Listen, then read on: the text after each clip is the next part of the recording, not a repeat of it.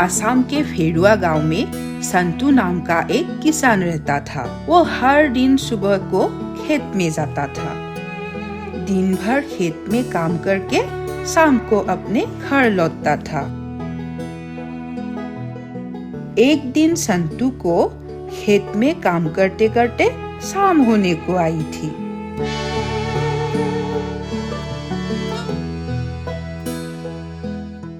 उस दिन अमावस की रात थी।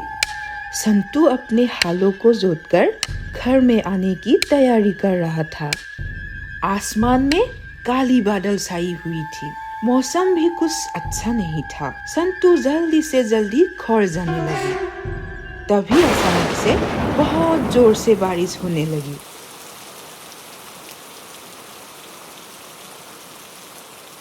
हे भगवान, आज तो इतना अंधेरा हो गया है और बारिश भी होने लगी है। अगर जल्दी से जल्दी घर नहीं गया तो मैं पक्का बीमार में पड़ जाऊंगा और मुझे बहुत जोर से भूख भी लगी है। रात हो रही थी। संतू कुछ देर चलने के बाद बारिश और ज्यादा तेज होने लगी। ज्यादा बारिश होते देख संतू अपने दोनों बेलों को एक पेड़ के नीचे बांधकर घर की ओर चलने लगी। हे मेरे प्यारे हीरा और मोती, आज तुम दोनों को यहाँ पर ही रुकना पड़ेगा। इस तेज बारिश में अगर तुम दोनों भीगे तो दोनों बीमार में पड़ जाओगे। आज रात के लिए यहाँ पर ही रुको। घर में तुम्हारी माँ और भाभी अकेले हैं। मैं किसी भी तरह घर पहुँचता हूँ। संतू अपने दोनों बेलों का बहुत परवाह करता था, इसलिए वो दोनों बेलों को वहाँ बांधकर बारिश में भीगते हुए खुद ही अपने घर की तरफ जाने लगा। कुछ देर चलने के बाद आसमान में बिजली कड़कने लगी। बारिश इतना तेज हुआ कि आगे कुछ दिखाई नहीं दे रहा था। इसलिए संतू एक पीपल के पेड़ के नीचे जाके रुक गई। हे भगवान, आज तो ये बारिश रुकने का नाम ही नहीं ले रहा है। तभी संतू के कानों में कुछ आवाजें गूंजने लगी।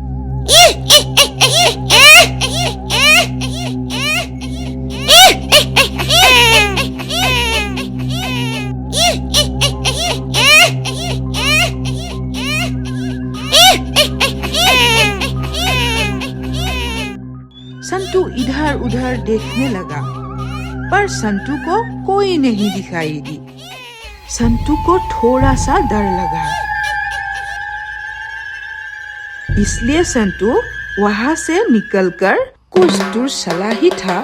तभी पीछे से 4 फुट आके संतू को पकड़ लेता है और संतू को जंगल की तरफ ले जाता है।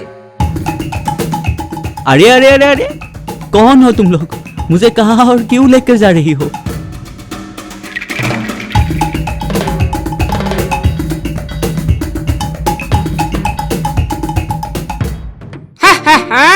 आज तो हमें तगड़ा शिकार हाथ में मिला है। महाराज इसे देख के बहुत प्रसन्न होगा। इतना हट्टा कट्टा आदमी है जो ये।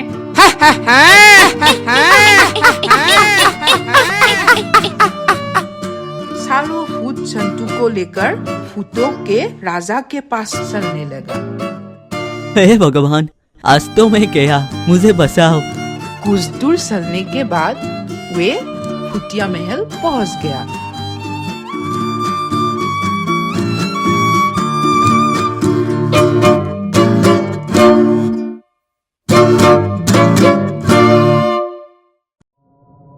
महाराज, हम आपके लिए एक बेहतरीन तोहफा लाया हूँ। ये नहीं महाराज, एक हट्टा कट्टा आदमी।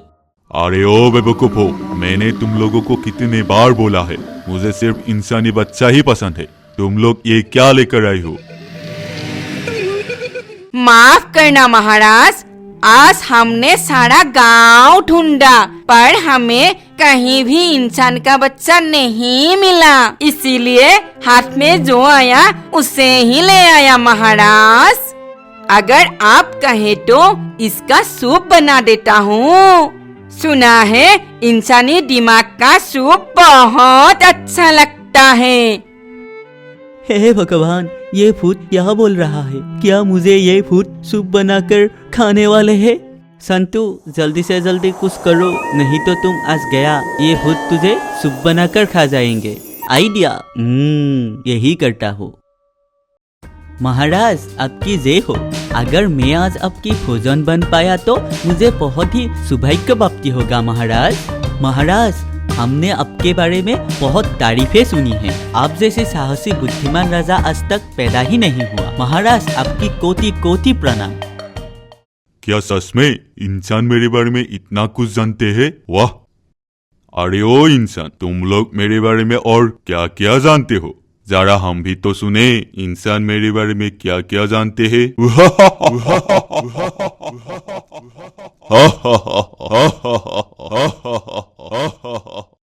महाराज, लोग बोलता है कि आप एक पहाड़ को अपने हाथों से ही उठा सकती हो। आपकी गति हवा से भी तेज और शरीर पत्थर से भी मजबूत। हे महाराज, आपके बारे में जितना भी बोलूं कम ही है।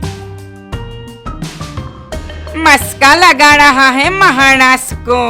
महाराज, बहुत देर हो रही है, जल्दी से जल्दी इसका सूप बना देता हूँ। हाँ हाँ, ले जाओ इसको और अच्छे तरह से बना के ले आना।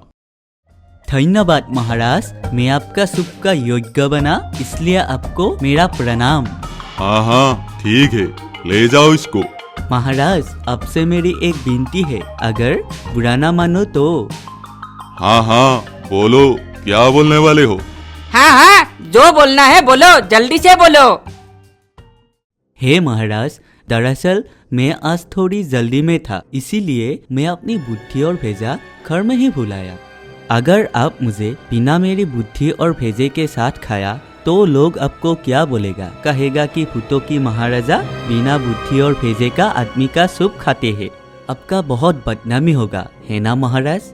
हाँ, तुमने ठीक ही बोला। बिना बुद्धि और भेजे की इंसान खा के हमें अच्छा नहीं लगेगा। राजा ने सारों भूतों को आदेश दिया, जाओ, इसको ले जाओ और इसका बुद्धि और भेजे दोनों को इसके साथ ले आना। जी महाराज, जी महाराज, जी महाराज, आपका हुक्म सड़कों पर। सारों भूत संतू को लेकर घर की तरफ जाने लगी।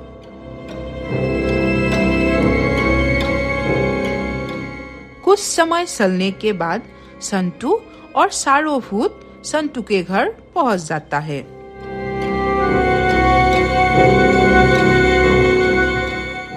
चलो भाइयों, हम घर पहुंच गए। अब जल्दी से जल्दी मेरी बुद्धि और भेजा को लेकर महाराज के पास जाता हो। सारों भूत संतू के साथ घर में प्रवेश करता है। कहाँ है तुम्हारा बुद्धि और भेजा संतू? अरे मेरे भाइयों, थोड़ा तो सब्र रखो, पड़ा होगा कहीं इधर उधर। समय बीत रहा था, पर संतू अपना बुद्धि और भेजा नहीं ढूंढ पा रहा था। बहुत देर बाद भी जब नहीं मिला, तब टिल्लू को गुस्सा आया। जल्दी से ढूंढो संतू, जल्दी से ढूंढो, नहीं तो तुझे बिना भेजा और बुद्धि के साथ ही खा जाऊंगा। असल में संतू ने मन ही मन उन सारों भूतों को बोतल के अंदर कैद करने को प्लान बना रहा था। अरे वो रहा उस बोतल के अंदर मेरा बुद्धि और भेजा। मैं भी कितना भुलक्कर हूँ। मैं सुबह को बोतल में रख के ही चला गया था ताकि कोई ना ले जाए। बहुत कीमती जो है। संतू के बात सुनकर टिल्लू तुरंत उस बोतल के अंदर चला जाता है, पर उसे वहाँ कुछ नहीं दिखाई दिया। अरे संतू, कहाँ है तेरा बुद्धि और भेजा? बोतल से बाहर आके वह संतू को बोलता है, अरे ओ संतू, क्यों झूठ बोल रहे हो? इधर तो कुछ भी नहीं है। अरे मेरे प्यारे भूत भाइयों, तुम लोगों को इतना भी मालूम नहीं है क्या? एक इंसान की बुद्धि को सिर्फ एक बुद्धिमान, ताकतवर और भेजे वाला खुद ही देख सकते हैं। क्या तुम्हारे पास ये सब नहीं है? संतू के बातें सुनकर बाकी 3 भूत भी हंसने लगे।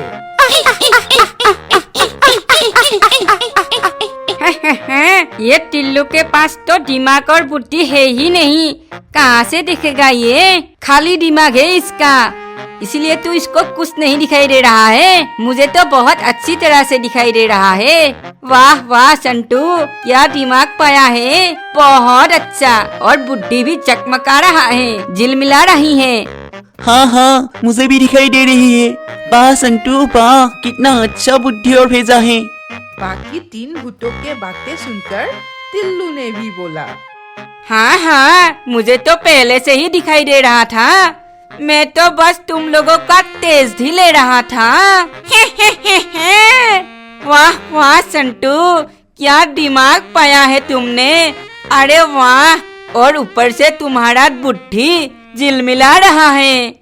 आखिरकार तुम सारों को मेरे बुद्धि और भेजा दिख ही गया। अब जाओ, सारों जाके आराम से लेकर आना। नाजुक है बहुत, जल्दबाजी मत करना, नहीं तो टूट जाएगा। अरे हाँ, बहुत भारी भी है, थोड़ा सा उठाने में कष्ट होगा। सारो भूत कुछ ना सोच के सीधे बोतल के अंदर घुस जाता है।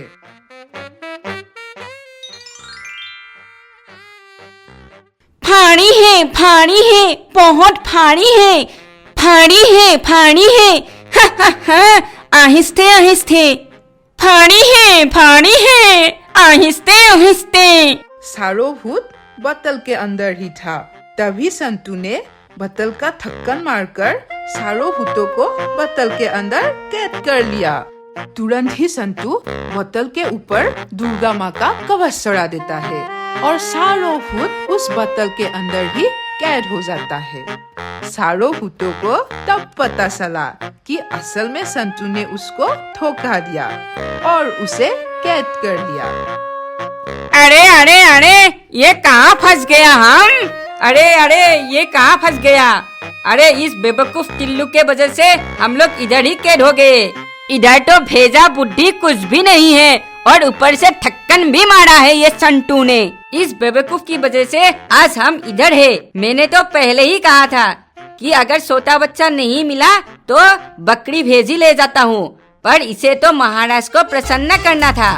बड़े आए महाराज को प्रसन्न करने वाला, आज तुम्हारी वजह से हम लोग इधर कैद है। मैंने तो पहले ही कहा था कि इधर कुछ नहीं है, पर लल्लू तुमने ही तो बोला था कि इधर बुद्धि और भेजा है और बाकी तुम दोनों भी कम नहीं हो। पर आखिरकार तुमने भी तो बोला था कि दिखाई दे रहा है। इस तरह सारो भूत बोतल के अंदर ही लड़ने लगा और संतू उस दिन अपने बुद्धि और अटूट हौसलों से अपना जान बचा ली। अरे अरे अरे, ए चंटू क्या कर रहे हो? हमको आजाद कर दो। अरे अरे अरे, हमें आजाद करो, आजाद करो। अरे अरे अरे, कहाँ फंस गया? अरे अरे अरे, हमें आजाद करो, आजाद करो। महाराज महाराज, हमें बचाओ बचाओ। उस दिन के बाद वो सार भूत उस बोतल में ही कैद होकर रह गई।